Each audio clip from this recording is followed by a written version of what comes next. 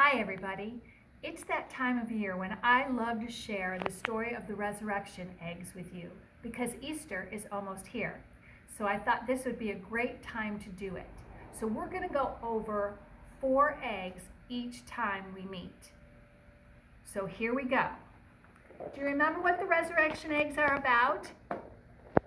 Well, they help us to understand what was called Holy Week. And that happened between Palm Sunday and Easter Sunday. And it gives us all the little pieces about what Jesus went through. Some are happy, some are really sad. And we're going to hit all of them. The very first egg, I don't know if you remember it, but it's blue and it looks like this. And inside is a donkey. What does a donkey have to do with Easter? Well, I'll tell you. Jesus rode in on Palm Sunday on a donkey. He didn't come in a big car or motorcycle. He didn't come in a giant horse. He rode very quietly in on a donkey. And the Bible tells us that warriors at that time who were coming in peace rode on donkeys. So our very first egg is a donkey, and it happened on Palm Sunday. Our second egg, which always seems to be your favorite, listen. Can you remember what it is? Well, it's the coins. 3 coins to be specific are our example.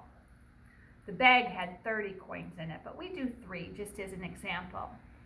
Because these are our bad coins. Because something really bad happened because of these coins. Do you remember that Jesus had a disciple named Judas? And Judas took a bribe. Do you know what a bribe is? Well, it's when you do something to get something better. Like, I'll give you a piece of candy if you tell me you love me. That's a bribe. And it was not a good idea. The bad men who were after Jesus, they went to Judas and said, "We will give you this money if you tell us how to find Jesus."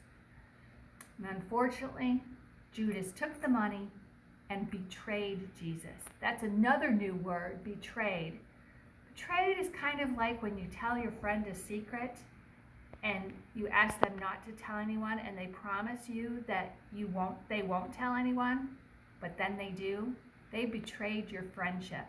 Well, Judas betrayed Jesus' friendship with these coins, this money.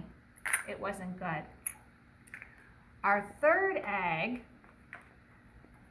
this one's a little harder to explain for everybody, but it's called the cup. I don't know how well you can see it on film, but this cup, the men drank from it on the very last dinner that they had together with Jesus. Jesus said to them, "Drink of this cup and remember what I've done for you." He knew he was getting ready to die, and he wanted them to understand that his blood was going to be shed for them and how important that was. Well, this cup, we use this still in our religion. At my church every month, at your church probably every month, some every week. It's called communion, and this cup is part of it.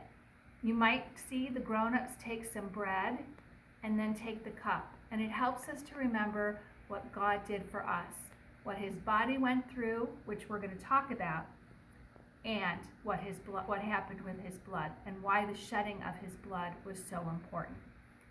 And finally, for this video, our 4th egg, it's our orange one, and it is